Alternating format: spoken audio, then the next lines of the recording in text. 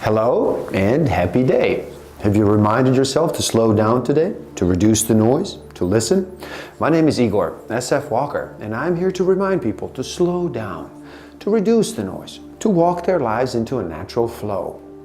Welcome back to the Book of the Week series. Every week, as I read another amazing title, I share it with the world. And today, we look at Never Split the Difference, Negotiating as if your life depended on it, by Chris Voss and Untitled Chapter. Yes, perhaps we are the only animal that haggles. A monkey does not exchange a portion of his banana for another's nuts. But no matter how we dress up our negotiations in mathematical theories, we are always an animal, always acting and reacting first and foremost from our deeply held but mostly invisible and inchoate fears, needs, perceptions and desires. 1. Separate the person and the emotion from the problem. 2. Don't get wrapped up in the other side's position, what they are asking for, but instead focus on their interest, why they're asking for it, so that you can find what they really truly want. 3.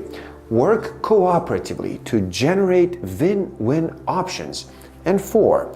Establish mutually agreed upon standards for evaluating those possible solutions. How can we find out why someone is asking for what they are? Well, calibrated questions, queries that the other side can respond to, but that have no fixed answers. It buys you time. It gives your counterpart the illusion of control. They are the ones with the answers and the power after all. And it does all of that without giving them any idea of how truly constrained they are by it.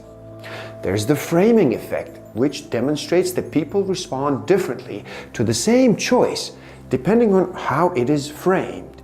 People place greater value on moving from 90% to 100% high probability to certainty than 45% to 55%, even though they're both 10 percentage points.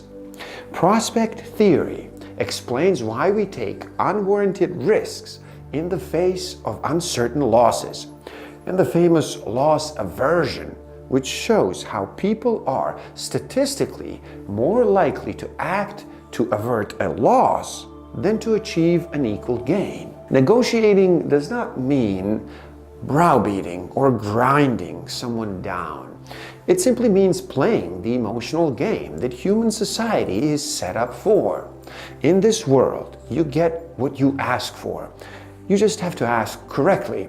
So claim your prerogative to ask what you think is right. Calibrated questions avoid verbs or words like can, is, are, do, or does. These are close-ended questions that can be answered with a simple yes or a no. Instead, calibrated questions start with a list of words that people know as reporters' questions. Who, what, when, where, why, and how. Those words inspire your counterpart to think and then speak expansively. But let me cut the list even further. It is best to start with what, how, and sometimes why. Nothing else. Who, when, and where will often just get your counterpart to share a fact without truly thinking. And why can certainly backfire. Regardless of what language the word why is translated into, it is accusatory. There are very rare moments when this why is to your advantage. Having just 2 words to start might not seem like a lot of ammunition, but you can use what and how to calibrate nearly any question. Does this look like something you would like? Can become how does this look to you? Or what about this works for you? You can even ask what about this doesn't work for you, and you will probably trigger quite a bit of useful information from your counterpart. Mirroring, also called as isopraxism, is essentially imitation. It is another neurobehavior humans and other animals display in which way we copy each other in order to comfort each other. It can be done with speech patterns, body language, vocabulary, tone of voice, tempo. It is generally unconscious behavior. We are rarely aware of it when it's happening, but it is a sign that people are bonding in sync and are establishing the kind of rapport that leads to trust. It is a phenomenon, and now a technique, that follows a very basic but profound biological principle. We fear what's different, and we are drawn to what's similar. As the saying goes, birds of a feather flock together.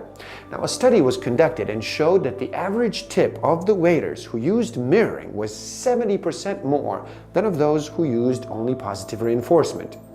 Psychologist Professor Albert Mehrabian created the 7-38-55 rule.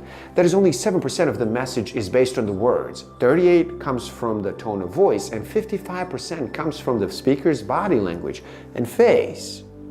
People fall into three broad categories: accommodators, assertive, and data-loving analysts.